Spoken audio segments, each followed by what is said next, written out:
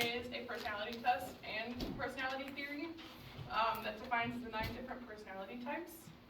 It also integrates wisdom from Buddhism, Islam, and Christianity, as well as modern psychology. At the core of each type is a motivation that influences our thinking, behavior, feelings, and learnings. And the motivation of each type can be identified by the title that the type is given.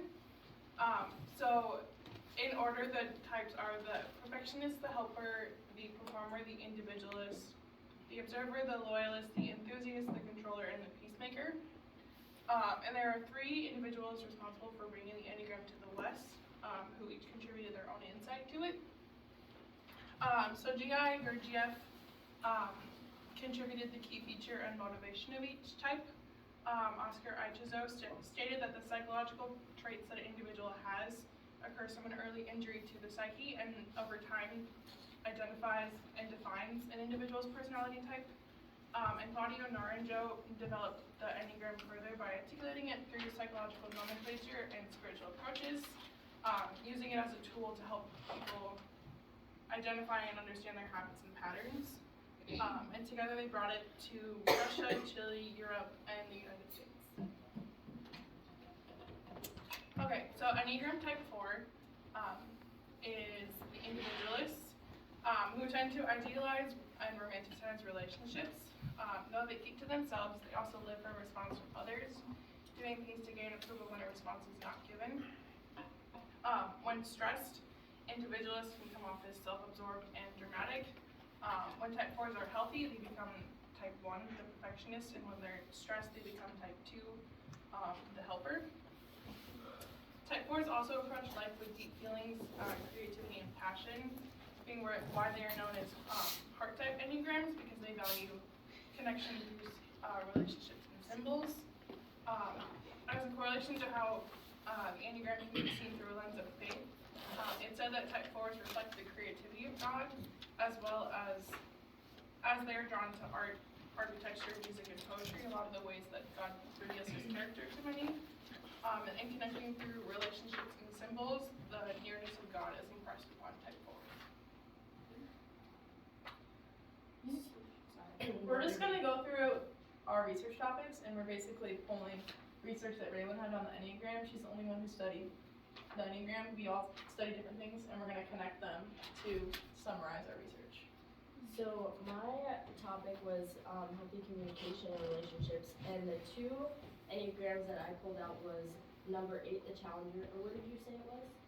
I think it was the controller. Yeah. Challenger or controller, and then number 2, the helper. So a challenger is some words that can be described as self-confident, assertive, decisive, confrontational, and intimidating at some times. And then a helper would be empathetic, people-pleasing, sentimental, and self-sacrificing. So, No, you're good. Okay. So within communication, the 3 types of communication types that I discovered was distributive, integrative, and avoidant. And within like a challenger Enneagram, it's difficult because I just lost my notes.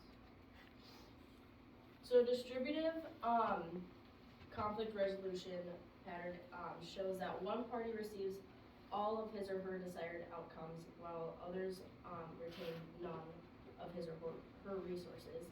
And avoidant means completely ignoring the fact that there's tension on either party and is not willing to pay attention to the problem. And then integrative is the best way to go, I would say, out of this, and it's working together to mutually find a solution. So as a challenger, it can be difficult to have that communication because they are so assertive, and then especially with an avoidant, what's the name? Avoidant is a...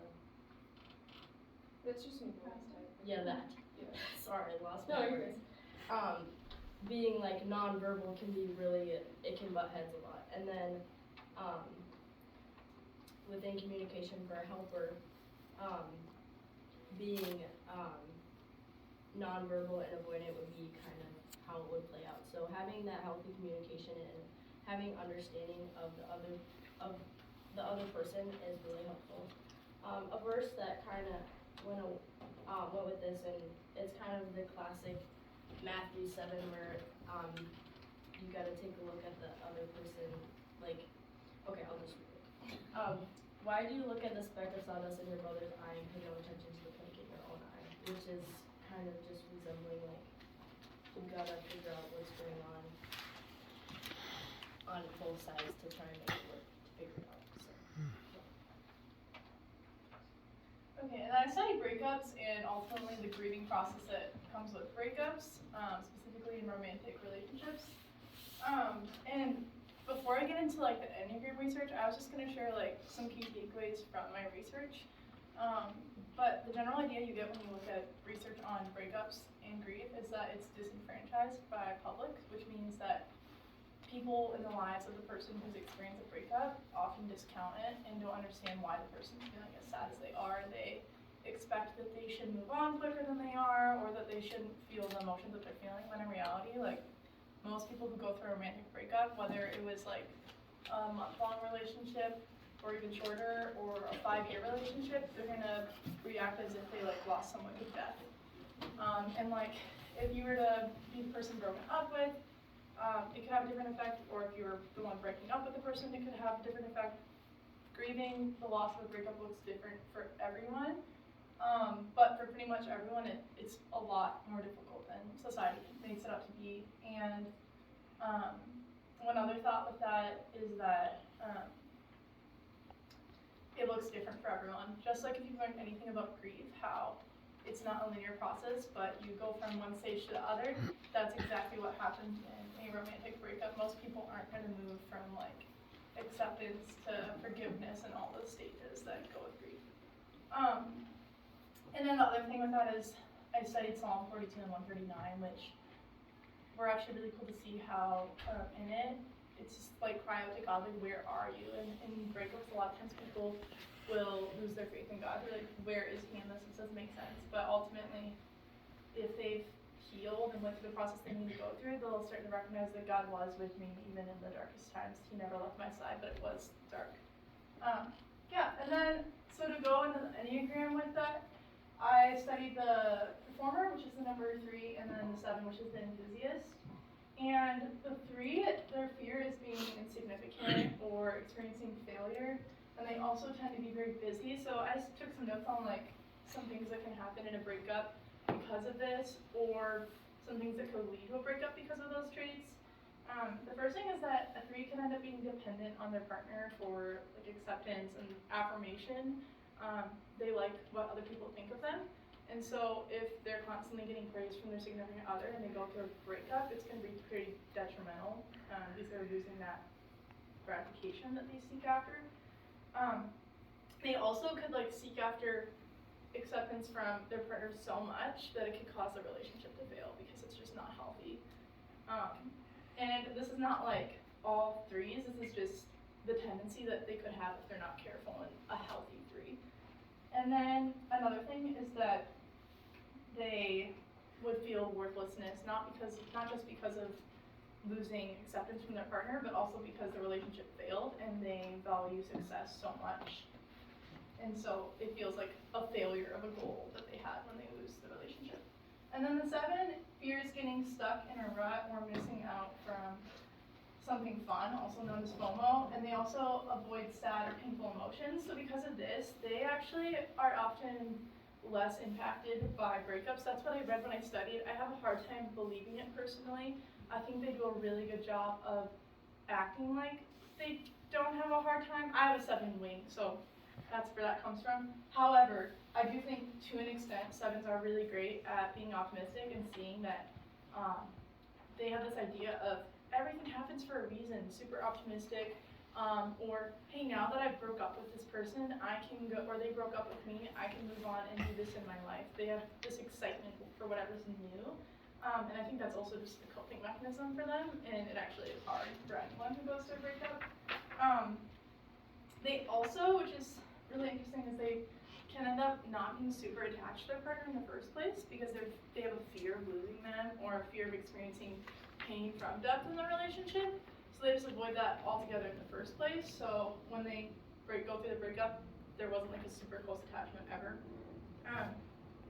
And another thing is that since they like having so much fun, they can end up ending the relationship possibly if they feel stuck in a rut in the relationship, like it's super redundant and they're just living in the day-to-day when the honeymoon phase kind of goes away, or avoiding painful conversations. Like I think something that we've all like learned in the class about communication is that you need to have those confrontational conversations or the difficult conversations, and when you have like an avoidant style or you're just avoiding those painful things, you're not able to work through the problems in the relationship. And so that could be a pitfall of the 7 is avoiding those conversations. And so ultimately the 3 and the 7, if they were to be in a relationship together, it could work.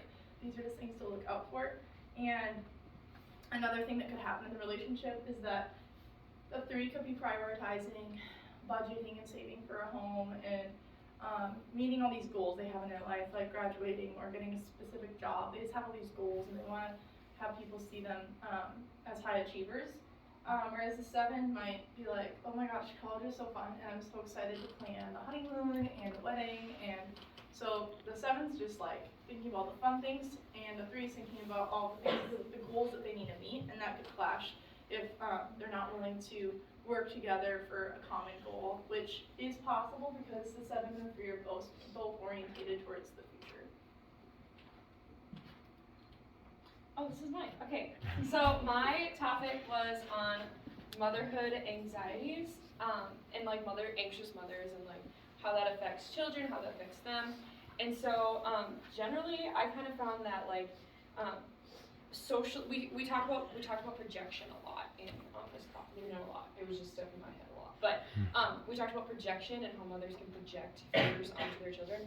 And that was something that I noticed a lot in my research as well, that like mothers who project anxiety or like have social phobias or are socially anxious, like their children are going to pick up on that and are going to do because you repeat who's taking care of you. And so that was something interesting. So I did Enneagram 6 and Enneagram 9. So the Enneagram 6 is fears chaos, and so and fears like they're like the anxious type, which you know the Enneagram, they're supposed to be the anxious type. And so which kids are chaotic. So if you're a 6, my mom's is an Enneagram 6, and if your biggest fear is chaos, that's kind of problematic having children because children are very chaotic. And so that can cause a lot of anxiety for an Enneagram 6 mother. They tend to follow the lead of others, and so that can be problematic for an Enneagram 6 mother because they're not letting themselves make their own values and decisions. They might be following other people's, and they're most likely of any type to prefer to be alone when stressed, which is not necessarily a bad thing. It just is hard when you have children because you have to be inside of your children. You know, you can't fully, especially if they're at moving age, you can't just leave them. So some important things to remember for a 6 is it's important for them to have a good and loyal support system because they need that in their lives.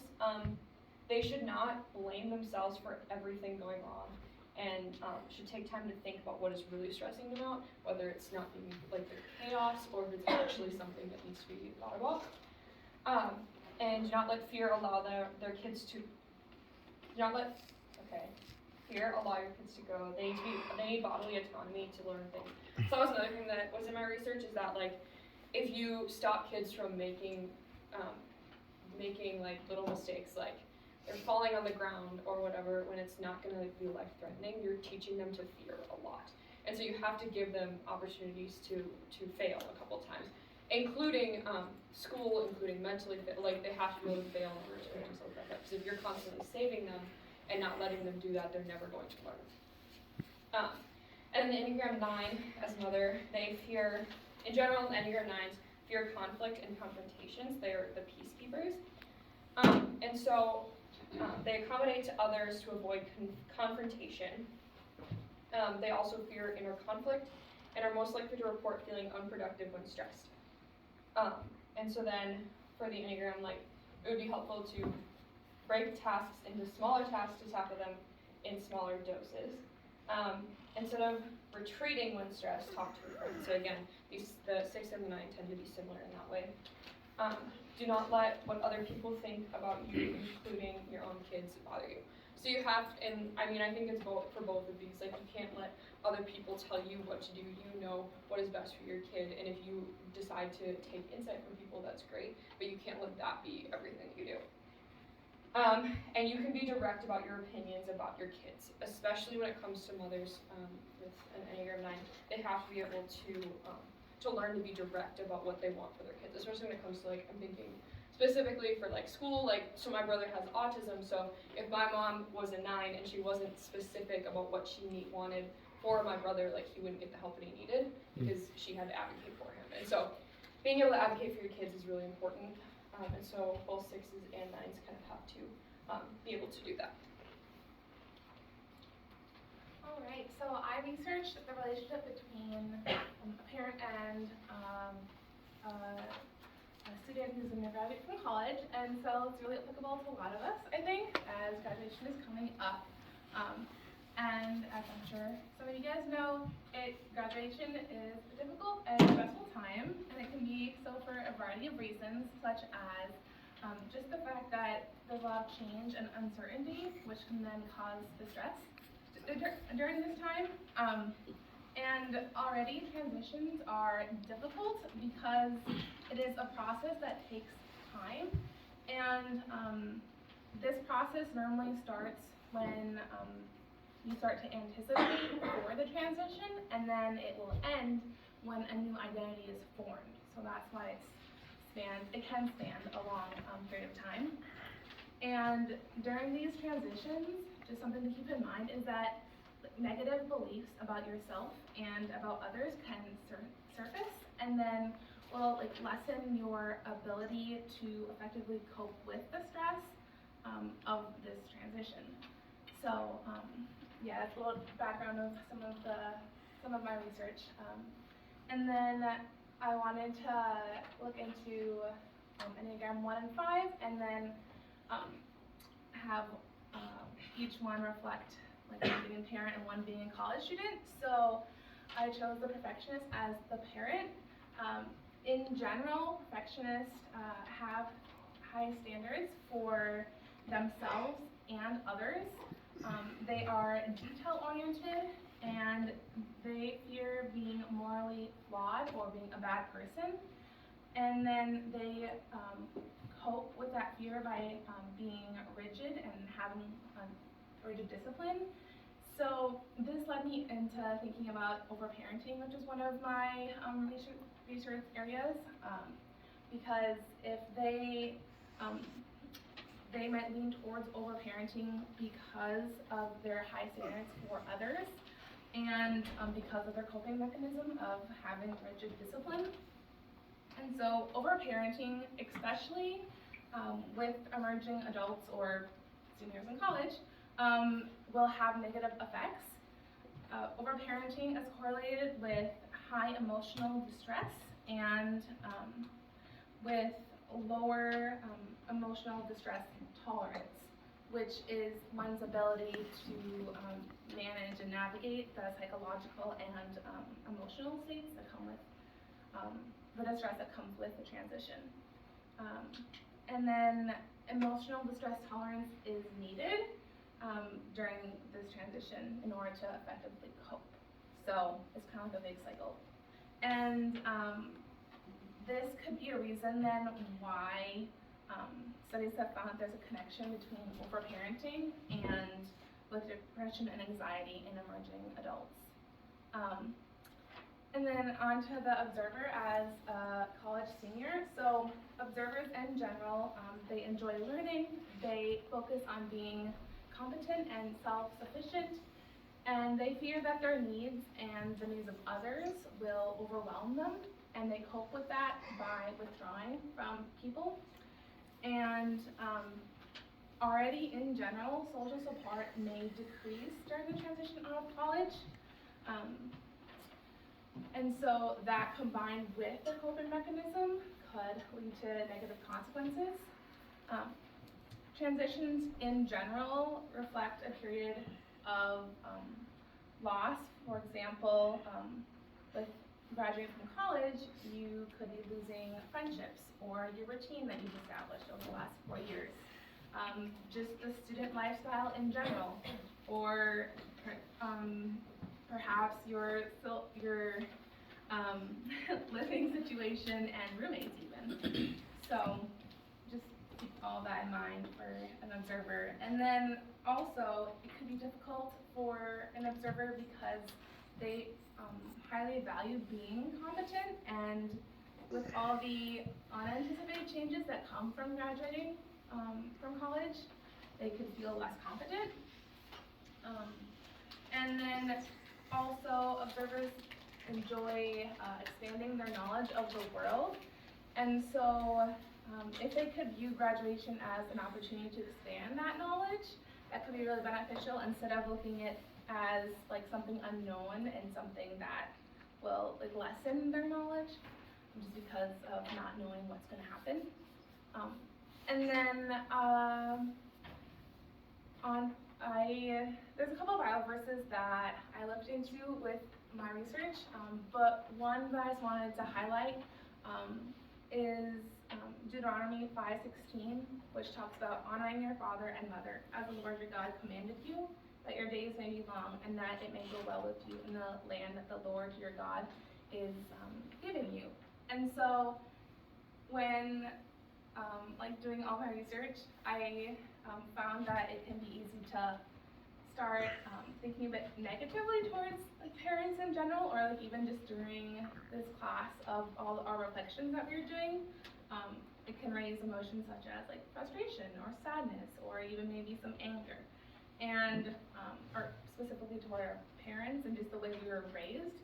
But even though we might be sad a little bit about the impact that we're now like experiencing, we also need to hold the truth of that we need to honor our parents, and that God calls us to view them as being significant or weighty. As one of the words I found in commentary that describes honoring your parents is just knowing that they're given to us by God and that we need to honor them appropriately. So, yeah, that's what I got. So we had some discussion questions, but I think what we'll do is just have, you guys can pick. So either have a couple of you answer them without discussing them, or you can discuss them on your way out. Okay. Good job, guys.